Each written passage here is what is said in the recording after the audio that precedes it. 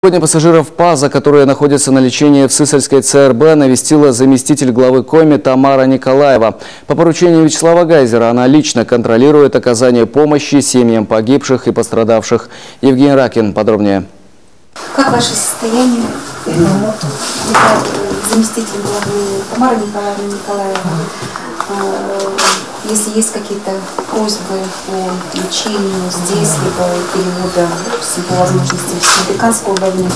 На следующий день после страшной автотрагедии в Визингу приехала заместитель главы Коми Тамара Николаева. Первым делом вице-губернатор навестила пострадавших, которые находятся сегодня под присмотром врачей Центральной районной больницы. По словам медиков, состояние больных стабильное и опасений не вызывает. Мужчина и женщина. Черепно-мозговая травма, сотрясение головного мозга. Состояние стабильное. На сегодняшний день удовлетворительное, лечение получает. И еще одна пострадавшая находится в акушерском отделении, беременность 24 недели, черепно-мозговую травму исключили, там шибная рана лица. Также состояние стабильное, угрозы прерывания беременности нет.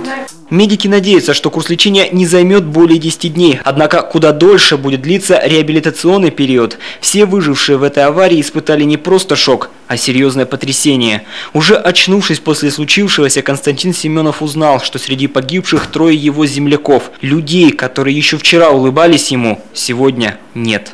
Мы сидели по левому ряду около окна. С этого, говорит, рядом все и погибли. Выжили только шофер и я. Я на самом последнем сел. А кто возле окна сидел, их углов, фуры всех. Прибывшие на место аварии спасатели оказали первую помощь всем пострадавшим, в том числе и психологическую. Но душевная боль так быстро не утихнет.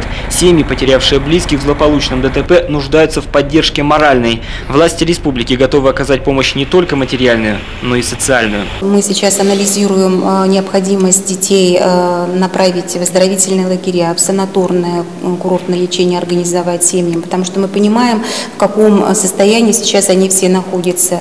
Очень высокая степень вот именно психологической нагрузки. И, естественно, я думаю, что самым правильным будет в этой ситуации сейчас уже работать очень индивидуально, адресно с каждой семьей, для того, чтобы выявить все проблемы, которые есть у семьи, все потребности и решать их по мере необходимости. Власти Сысолы и районные сельские взяли на себя расходы по доставке тел погибших и погребению. Свое участие проявила и компания «Лузалес», чей работник, водитель смертоносного тягача, не справился с управлением и допустил выезд прицепа на встречную полосу. Решением Совета директоров принято такое, значит, каждая семья, которая понесла утрату, значит, от компании «Лузалес» получит по 100 тысяч рублей. Все пострадавшие непосредственно в этой аварии получат по 50 тысяч рублей.